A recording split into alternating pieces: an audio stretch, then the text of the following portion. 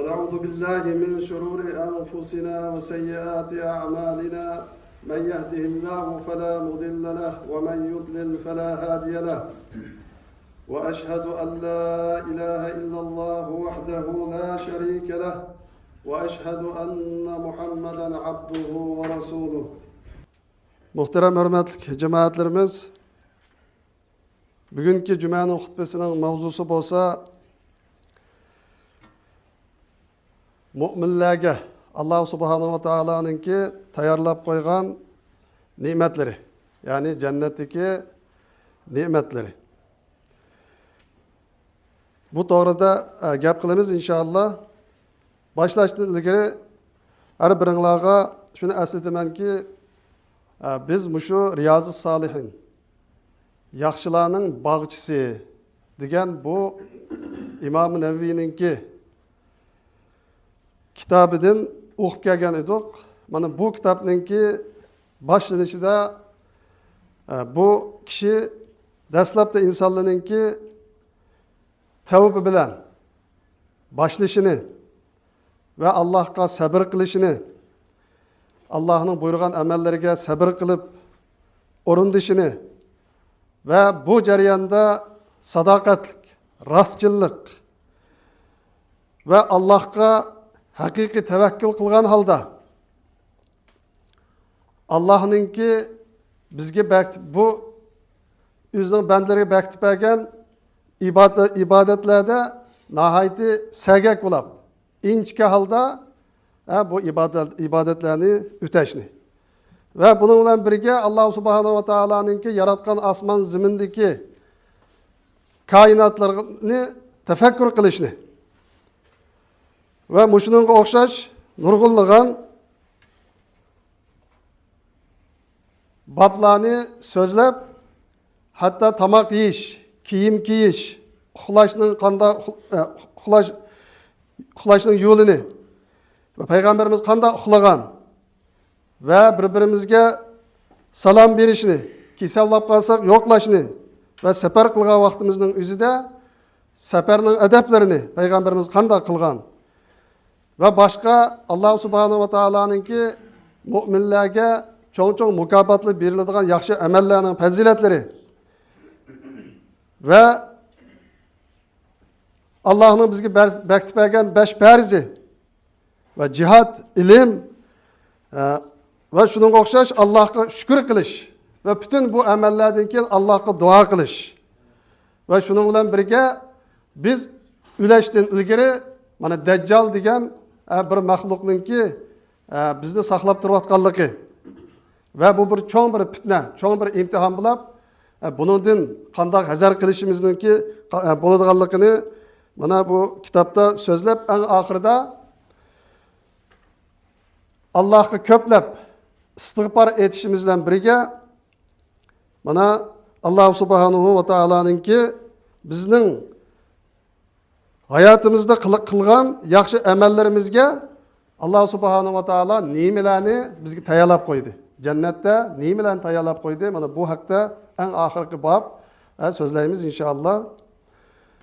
Allah subhanahu wa ta'ala Kur'an-ı Kerim'de Sure Hacer 45. ayetin 48. ayetke şundak deydi. İnnel muttakine fi cennetin ve uyun. Cezmen ki muttakille. Biz yukarıda sözlep ötkende Allah subhanahu wa ta'ala'nınki buyurgan emellerini vaktida, cayida riya qilmasdan ötegen. Allah'ınki tosqan işlerden davamlık, yangan, herkes bu tarafga yol almagan. Yani Allah ve onun Resulü qanday bizi köksütpegen bolsa, şu boyunca hayatını ötkazgan. Bunday muttaqin kişilerge Allah subhanahu wa ta'ala şundak deydi ki, bağı bostanladım ve ekip tuğan, çıkıp tuğan bulakladın. Huzurlulisile.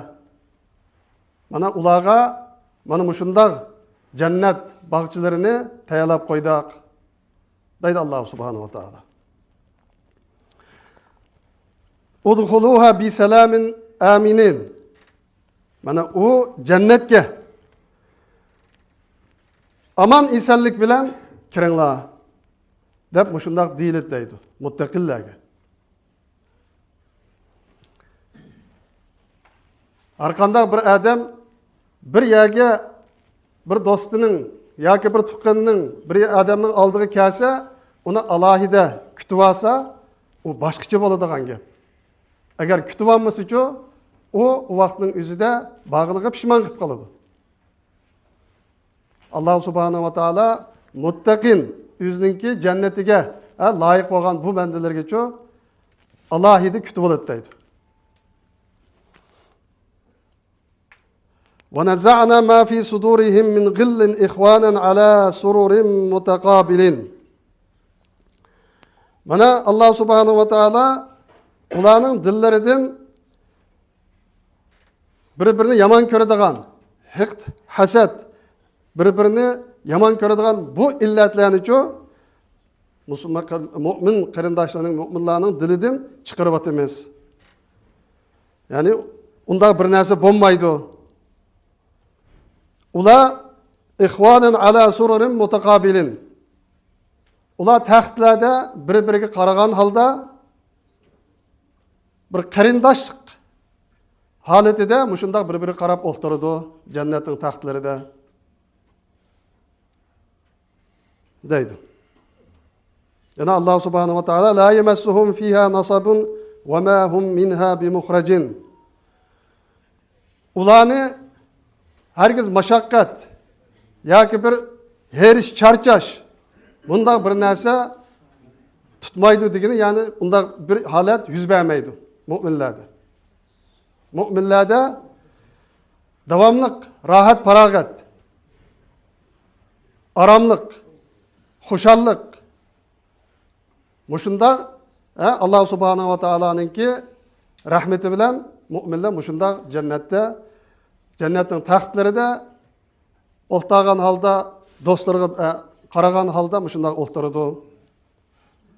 Ularda herkes charchash bo'lmaydi. Ya'ni jannat ahlini va ma hum minha bimukhrajin. Herkesmi chiqarilib o'tilmaydi. İnsan jannatga kelsak, necha yuz yildan keyin Alloh taolo bizni chiqarib qoladimi deydigan xiyolni qilmasin. Alloh subhanahu va taoloning va'dasi haqiqatdir. Bu dunyodan ko'chgandan keyin ahli jannatlicho abadil abad jannatdan chiqarib o'tilmay jannatga kelib qoladi. Deydi Alloh subhanahu va taolo.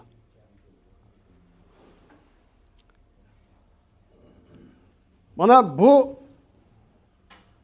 Allah subhanahu wa ta'alaninki kitapning 5dan tartib ta mushu mavzuga kelgicha agahlantirib Allah subhanahu wa ta'alaninki deganni davomliq bir 2 kun qilib qo'yib, bir 2 kun qilmay, undaq emas. Davomliq o'zining sharoitiga qarab, kuchining yetishiga qarab Allah'ınki 5 farzini ado qilgan. Ve bu Allah'ın 5 farzini ado qilish bilan birga shu bo'yicha mutabık hayotini o'tkazgan. Allohga ibodatni qilib qo'yib, ammo kishilarga bo'lgan muomalada shunga mutabık bo'lmasa, o vaqtning o'zida qilgan amalchi bekorga ketadigan gap.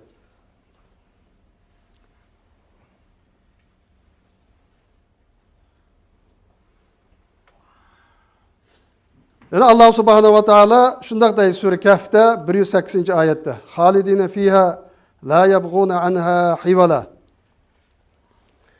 Ula Firdevs cennetide mengu kalıt deydi. Mengu kalıt deydi. Firdevs cennetinden ula yötkelişini herkes halamaydı deydi. Başka bir yerge yötkelsem ki deyip oylamaydı deydi. Ehli cennetile mana Firdevs cennette davomli qilib kelishni xohlaydi, iyadin yo'tkelishni xohlamaydi. Haqiqiy mu'minni Alloh subhanahu va taolo qiyomat kunisidagi ularningki hayotini tasvirlab bizga bu qisqagina bu oyatda tushuntiryapti. Yana bir oyatda sura Zuhrufda shunday deydi Alloh subhanahu va taolo: "Ya ibadi la xawfun alaykum va la hum tahzanun." Ey mening bandalarim, sizlarga hech qanday bir qo'rqinch yo'q. Bugun hech qanday bir qo'rqinch yo'q.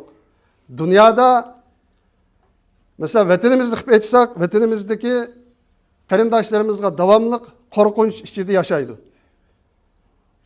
Va dunyoning boshqa yeridagi, masalan, G'azada deymiz, va boshqa yerdagi musulmonlar qo'rqinch ichida yashayotdi. Hozir bomba tushib ketadimi? Hali qanday bular? Ya turaydigan joyi yo'q. O'ltirib bir yerda aramaysa bir makon yo'q. Va vatanimizda bo'lsa qo'rqmay bir uyda o'ltirib Qur'on Allohning kalomini o'qish, ya Allohning buyurgan namozlarini o'qish, masjidga qo'rqmay berib masjidda namoz o'qish, bu sharoitlicha yo'q hozir. Mana shunda qo'rqinch ichida tetirgin bo'lgan holda yashayotdi musulmonlar.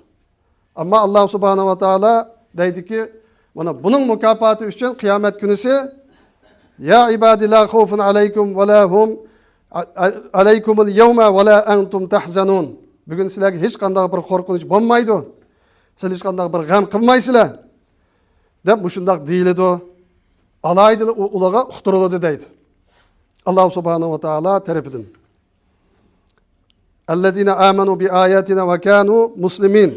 O qanday kishilarga bu gaplarni deyiladi deganda, ular Allohga iymon keltirgan, Allohning kitobiga iymon keltirgan, Allohning rasuliga iymon keltirgan va musulmonlik holatida yashagan mushunday kishilarga deyiladi deydi.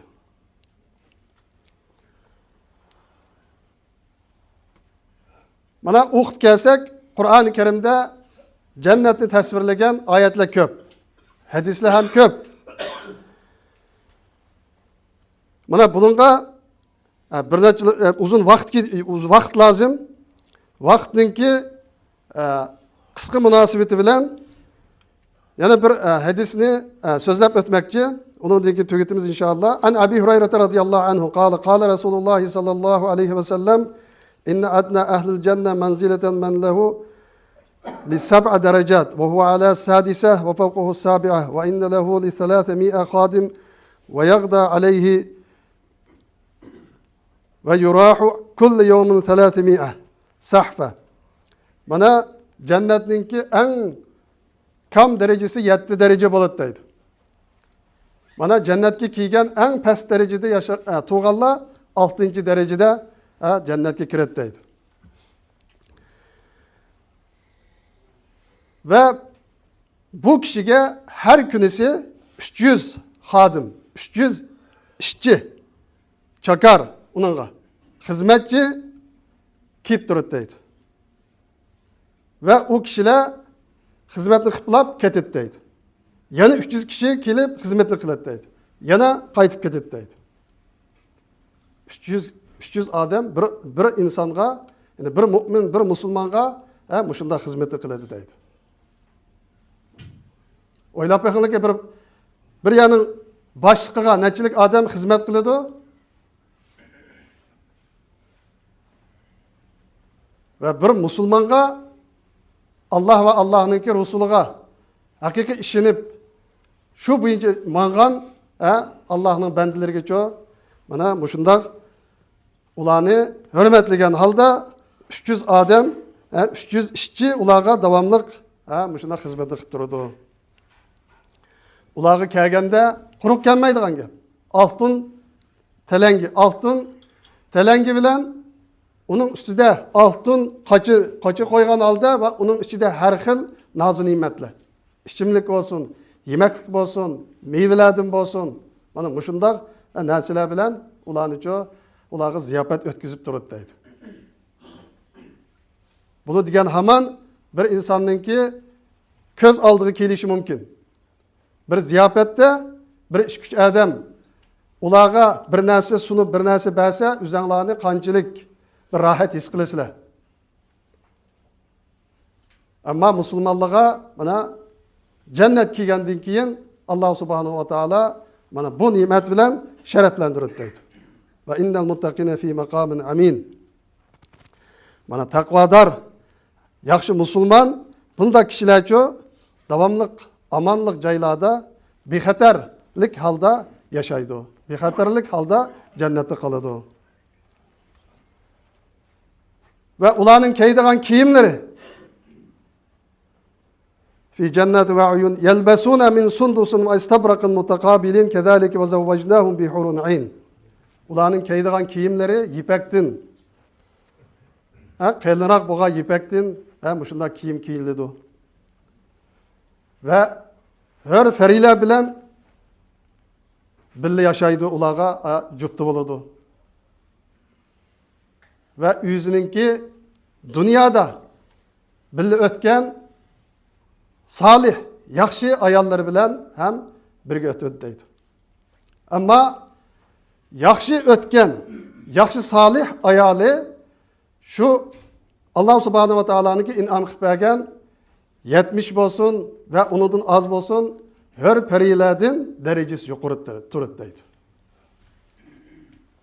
Çünkü bu dünyada şu iri bilen, şu yoldaşı bilen o'xshash qiyinchilikni tatib, jafo mushaqqatni tatib, Allah'ın payg'ambar yüzününki, irininki itoati ichida Allah ve Allah Resulüninki degan yo'li bo'yicha Allah yüzüne iriga itoat qilib, mushuna yaxshigan, yaxshi ayollarcha u dünya cennetdagi her perilerden derecesi hem yuqori, hem sifatli, mushundaq bo'ladi deydi qarindoshlar.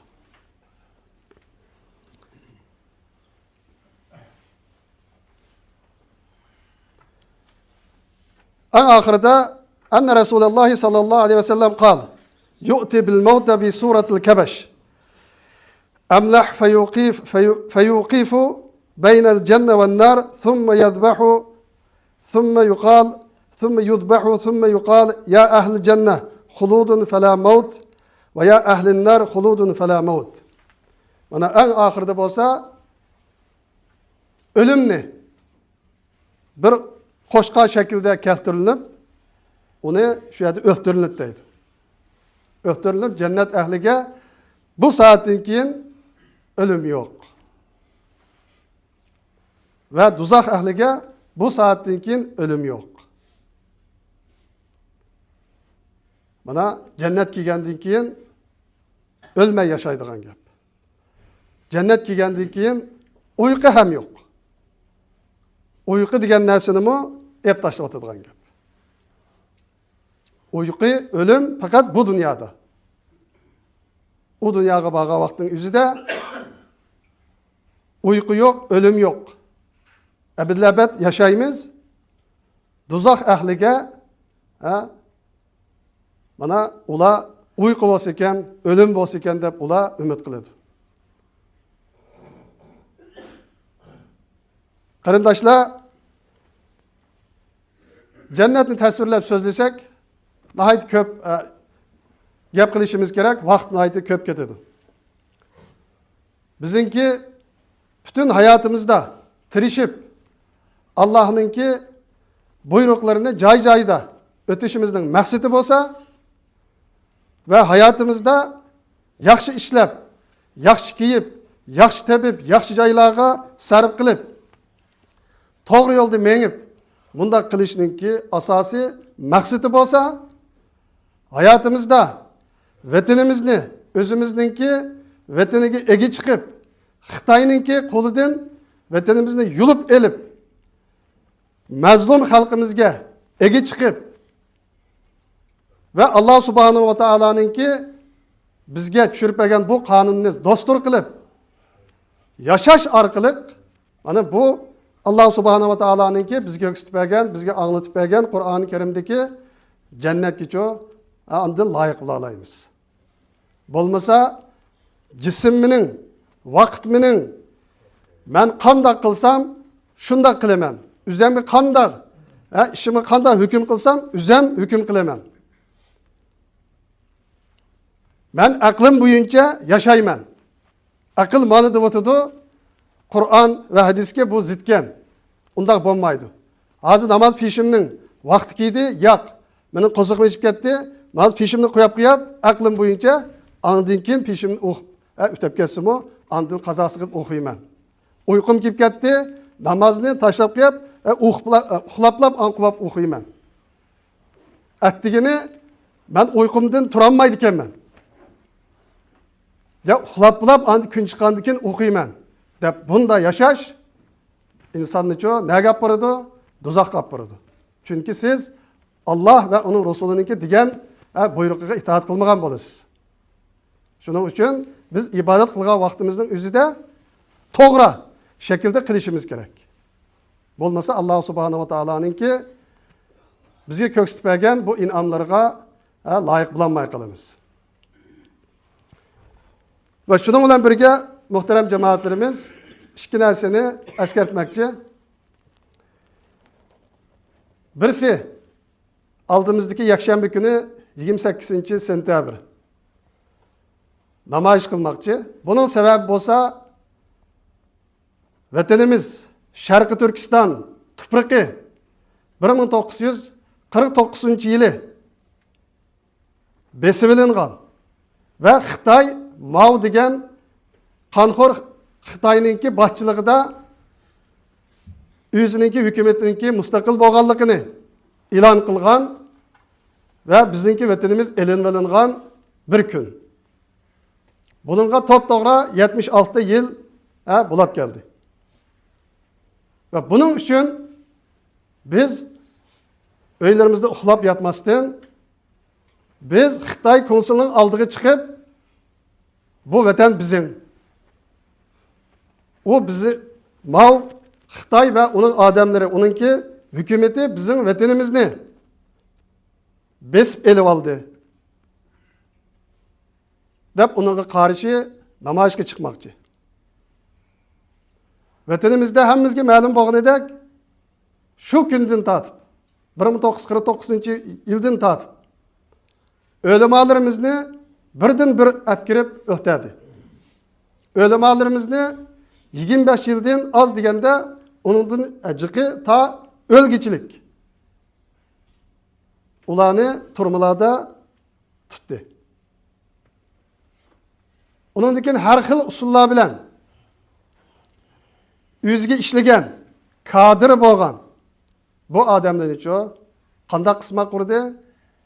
Sen partiya a'zosi bo'lsang, sening darajang o'sadi deb ularni partiya a'zoligiga majburlagan holda ularni qasam ishtirib Xitoyning qizil bayrog'ining oldida iymonini chiqarish, har bir musulmonning iymonini chiqarish orqali mana mushundaq qarladi. Va shuning bilan birga uningdan keyin Xitoyninki bizning vatanimizga elib borayotgan vaqaliklarni yozgan cho'ng-cho'ng kitobshunos professorlarni ularni asta-asta ularni yo'qotdi.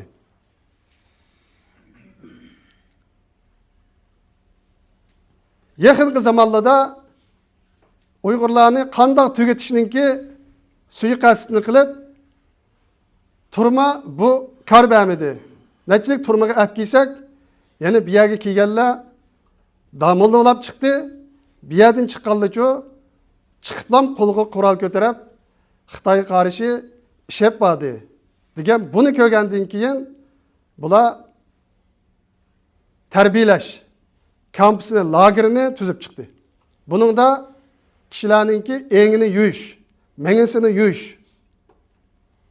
24 soat uni kamera orqali kuzatib, hatto la ilaha illalloh Muhammad Rasululloh deb uch oshkora digili qo'ymasdan ularni na xaloga xotirjam bog'li qo'ymasdan ularni har xil usullar bilan azobladi va har xil usullar bilan qiynab uning ichida o'ltirdi yoki ularni kasal qildi yoki ularni saran qildi.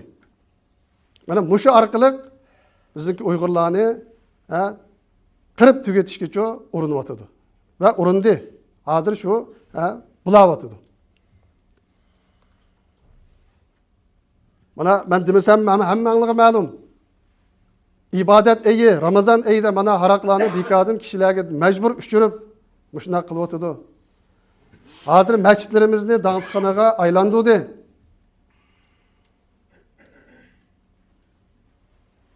Va shuningga o'xshagan Allohninki do'sturi bo'lgan Qur'oni Karim buni ko'ydadi.